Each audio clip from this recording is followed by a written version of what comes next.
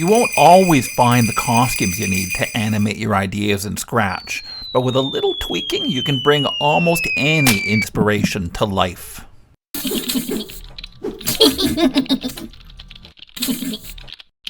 The snowman in this little story project is available in Scratch's image library, but loading it up in the image editor reveals there's only one costume available. You'd think this would limit your options, but fortunately the makers of Scratch have designed many of their sprites to make them easy to modify into new poses.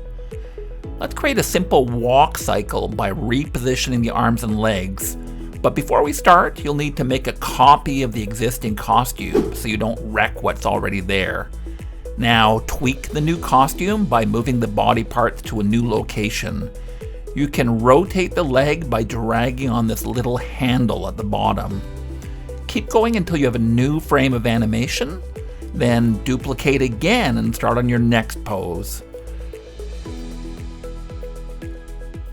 To make some poses, you might want to flip a body part vertically or horizontally using one of these buttons at the top of the image editor.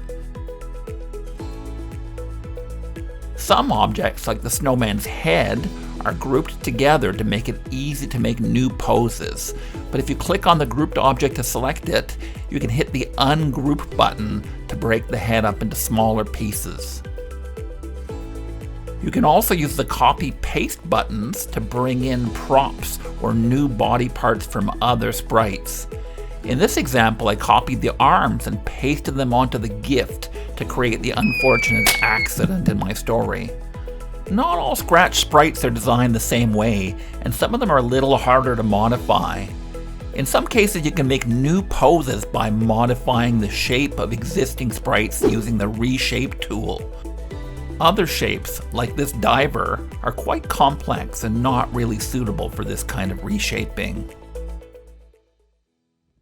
I feel the liftoff. The clock has started. Roger.